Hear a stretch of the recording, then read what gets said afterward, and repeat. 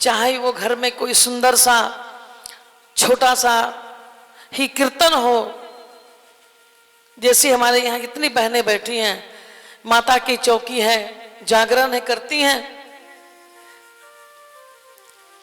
तो शुभ काम करने में देर ना करें और गलत कार्य करने के लिए 1000 बार सोचें। ये भागवत हमें सिखाती है।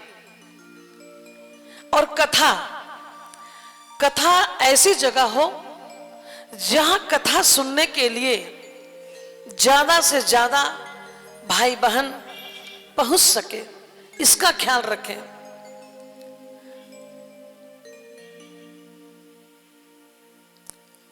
कथा सुखदेव मुनि जी सुना रहे हैं, तब महात्मा की ओर मैं चलूंगी। कथा सुनाने वाले सुखदेव जी हैं, कथा सुनने वाले परीक्षित। आज 7 दिन के लिए प्रभु ने मुझे ये व्यासपीठ दिया है कि मैं अपनी वाणी से आप सबों को कथा का रसपान कराऊं और आप सभी भक्त परीक्षित बनकर ही सुनने आए कि जिनके मन में जो अभिलाषा हो वो पूर्ण हो।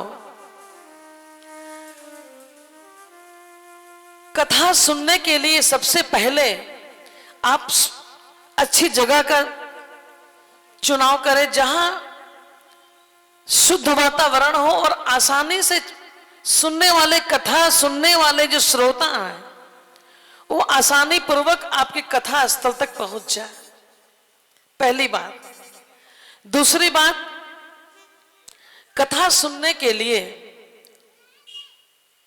आप 7 दिन ब्रह्मचर्य का पालन करें। ये कथा का नियम बता रही हूं। जैसे आप छठ करती हैं तो 6 दिन का व्रतधारी होती है ना, तो कथा सुनने के लिए भी आप 7 दिन का एक ब्रह्मचर्य रखें अपने आप में। खान पान में शुद्धता रखें, खान पान हो सके लहसुन प्याज भी ना खाएं। दूसरी बात कि जीवन में कभी भी फुर्सत होगा ये कहना मुश्किल है। अगर अभी कोई व्यक्ति का कुछ गलत हो जाए तो उसके लिए परिवार के लोग उसके साथ नहीं जाते कहीं। मेरा तात्पर्य कहने का है कि अगर कोई मर जाता है तो घर का एक सदस्य के पीछे सारे लोग नहीं जाते, जाने वाला चला जाता, रह जाते हैं हम। तो हम अपना कर्म क्यों छोड़ें? आप ये सोचें कि 7 दिन तक मुझे कथा में नित्य जाना है, क्योंकि ये हम महिलाओं का एक आदत है कि हम लोग कह देते हैं कि हम जो करते हैं हमारे पति को आधा मिल जाता है, लेकिन शास्त्र कहता है कि जो पति या पत्नी जो भी कार्य करते हैं वो सब अपने अपने भाग्य को मिलता है, किसी को नहीं मिलता अलग से, बंटवारा नहीं होता। जो हम कर्म करेंगे वो कर्म उनको भोगना ही पड़ेगा जो हम कर रहे हैं, और जो अगला करेंगे उनको भोगना ही पड़ेगा। लेकिन दिक्कत ये है मेरे भाई बहन कि हम वक्त निकल जाता है, बाद में पछताते हैं, क्योंकि हम सत्संग नहीं करते। सत्संग करने में कहीं कहीं देखा गया ऐसा है कि घर में अगर पति सत्संगी हो तो पत्नी सत्संगी नहीं है, और पत्नी है तो पति नहीं है। इस कारण घर की व्यवस्था बिगड़ जाती है, और उस वक्त होश आता है जब समय निकल जाता है। और वो बड़ी भाग्यशाली परिवार है जहां पति पत्नी और पुत्र बच्चे वधू सब सत्संगी होते हैं। तो वो कोई अगले जन्म का कर्म लेके आते हैं जो इस जन्म में भी भोग के अच्छे कर्म करके अपने नाम को रोशन करके जाते हैं। क्या बोलना पड़ेगा और जोर से? देखिए मैं बताऊं, पहले तो जान जाइए कि जिनके मन में जो भी दुविधा है प्रश्न है, और आप अगर 7 दिन ध्यान से सुन लिए तो सारे प्रश्न और दुविधा का उत्तर इसी भागवत में आपको मिलेगा। वो मैं नहीं दूंगी, भागवत आपको देगा। और भागवत देती है। भागवत के पास जो भी आया है उसको भागवत दी है आज तक, ये आप मान लीजिए। तो अपना अपना कर्म प्रधान करना है। महात्मा की बात है कि हम ब्रह्मचर्य धारण करके, शुद्ध भोजन करके, समय निकाल के, क्योंकि समय किसी को पूछिए तो भागम भाग लगा हुआ, कोई उधर दौड़ रहा है, कोई उधर दौड़ रहा है, टाइम नहीं है। ये कलयुग है। कलयुग में जहां भक्ति होती है लोग वहां नहीं जा पाते हैं, और जहां भक्ति नहीं होती है बेवजह भीड़ लगी होती है। तो आज से ये जो कथा स्थल का जो प्रांगण है, सूक्ष्म भाव में भगवान आके विराजमान हो गए हैं। गंगा, जमुना, गोदावरी, कावेरी, जितनी नदियां हैं सब आकर उस जल में प्रविष्ट हो गई, जितने देवता लोग हैं, क्योंकि जल में सबका निवास है। कहते हैं ना, जल में भी तू, थल में भी तू। तो सारे देवता जहां आकर विराजमान हो जाए वहां पे तीर्थ आ जाता है, तीर्थमय हो जाता है। मेरे भाई बहन, तो ब्रह्मचर्य का पालन करें, क्योंकि वक्त बहुत कम है और जिंदगी है छोटी।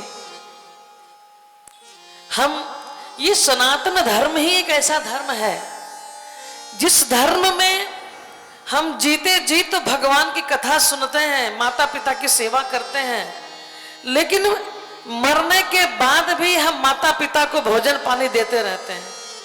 देते हैं ना? क्या दीदी बोलिए? पितृ सेवा करते रहते हैं। ये सनातन धर्म में ही एक धर्म ऐसा है, बाकी धर्मों में ऐसा नहीं है। और ये भागवत कहती है कि भागवत जीवित व्यक्ति के लिए तो अमृत है, अमृत कलश है, बोलते हैं ना, अमृत की बूंद है भागवत। और मरने के बाद भी वो अमृत वैसे ही बरकरार रहता है, क्योंकि चाहे वो अकाल मृत्यु हो या व्यक्ति जीवित हो या हमारे बुजुर्ग सिधार गए हो और आपके दिल में इच्छा हो कि कथा सुनना चाहती थी मेरी सासू माँ, मेरी माँ, मेरे पिता, तो आप उन्हें भी कथा सुना सकते हैं।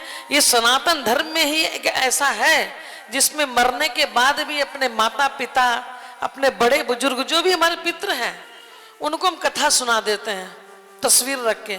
और सच्चाई तो ये बात की है कि ये कथा उनको मिल भी जाती है, कथा मिल जाती है।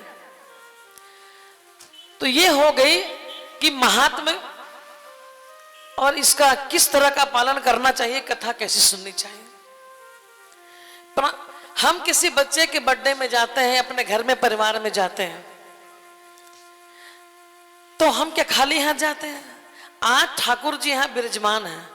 आप एक चीज मैं बताऊं, कथा करने वाला, करने वाली, जब तक वो कथा करते हैं वो किसी का कोई परिवार नहीं होता, ये आप जान जाइए।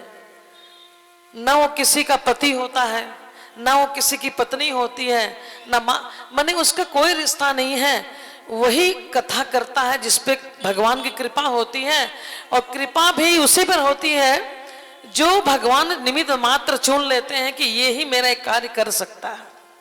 हर शुभ काम करने के लिए निमित्त बना हुआ है कि इस व्यक्ति से ये काम करा लेना है। तो कहते करत करत अभ्यास से जुड़मत होत सुजात, रसरी आवत जात है सिल पर पड़त निशान। कोशिश करने वाले की कभी हार नहीं होती। आप कोशिश करते रहें तो एक दिन सफलता मिल जाएगी। क्योंकि पहले के समय में जब सतयुग था, द्वापर युग था, त्रेता था, तो लोगों की आयु हजारों हजार साल थी। लेकिन आज उम्र बच गई 100 साल, लेकिन 100 में भी 80 तक बहुत कम लोग पहुंचते हैं। कारण क्या है कि छोटे